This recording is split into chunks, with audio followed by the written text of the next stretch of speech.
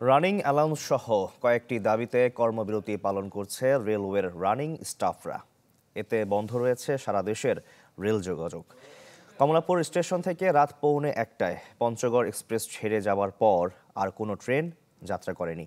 এতে সকালে যাদের বিভিন্ন গন্তব্যে যাওয়ার কথা ছিল তারা পড়েছেন বিপাকে। মূল বেতনের সঙ্গে রানিং অ্যালাউন্স যোগ করে পেনশন দেওয়া ও আনুতোষিক সুবিধা দেওয়ার দাবি পূরণ না হওয়ায় কর্মবিরতিতে গেছে রেলের রানিং স্টাফ ও শ্রমিক কর্মচারী সমিতি। সমস্যার সমাধানে সোমবার বৈঠক অনুষ্ঠিত হয়, কিন্তু সুরাহা হয়নি।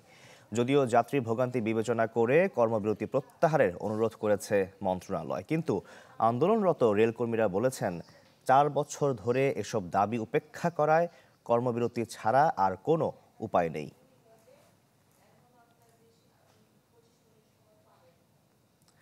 দর্শক, এই মুহূর্তে রাজধানীর কমলাপুর রেল স্টেশন থেকে যুক্ত হচ্ছেন আমাদের সহকর্মী নূর মোহাম্মদ কাজল। তিনি জানাবেন সর্বশেষ অবস্থা। কাজল, অনেকেই তো জানেন না আজকে রেল যোগাযোগ বন্ধ, তো যারা সকালে বিভিন্ন গন্তব্যে যাওয়ার কথা ছিল তাদের তো নিশ্চয়ই বিপাকে পড়তে হয়েছে, যেমনটা বলছিলাম। আপনি কি দেখছেন পরিস্থিতি? যাত্রীদের সঙ্গে কথা হয়েছে কিনা? শিয়া বাটার ও ভিটামিন ই সমৃদ্ধ lily glam beauty soap. Lily, always beautiful. জানাবেন।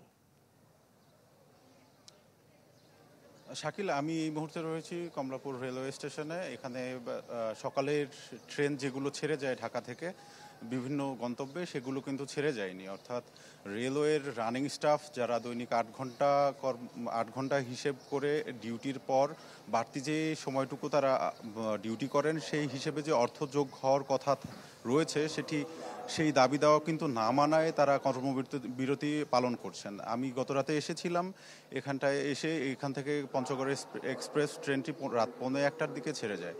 এরপর ট্রেন 1:45টার দিকে ছেড়ে যায়। এরপর থেকে ভোর 4:30, 4:40-এর যেই ট্রেন ছেড়ে যাওয়ার কথা ছিল সেটি ছেড়ে যায়নি। এখানে স্টেশনে আসার পর আমি যেটা দেখতে পেয়েছি, এখানে অসংখ্য বিভিন্ন গন্তব্যের অসংখ্য যাত্রীরা কিন্তু এখানে এসেছেন। এই ঝামেলাটি হয়েছে বিশেষ করে রেলওয়ের রানিং স্টাফ যারা, তাদের পক্ষ থেকে গণমাধ্যম কর্মী বা অন্যান্যরাও রাতের বেলায় কোনো আপডেট পায়নি। তারা কর্মবিরতি, রেল পথ মন্ত্রণালয়ের যে অনুরোধ কর্মবিরতি প্রত্যাহারের আহ্বান, সেটি তারা রেখেছেন কি রাখেননি সেরকম কোনো তথ্য আমরা জানতে পারিনি গণমাধ্যম কর্মীরা রাতে যারা স্টেশনে এসেছিলাম।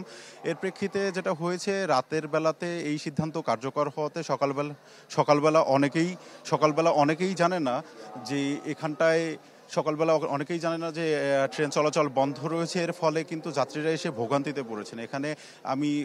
আমি এখানে এসে জানতে পেরেছি এখানে অনেক যাত্রী কিন্তু ফিরে যাচ্ছেন এবং কেউ এখনো অপেক্ষা করছেন যে যদি ট্রেন চলাচল করে। তো এই মুহূর্তে এখান থেকে এই ছিল সর্বশেষ। কাজল, আপনাকে অনেক ধন্যবাদ আমাদের সঙ্গে যুক্ত হওয়ার জন্য। দর্শক, রাজধানী কমলাপুর রেল স্টেশন থেকে সবশেষ খবর জানাচ্ছিলেন আমাদের সহকর্মী নূর মোহাম্মদ কাজল।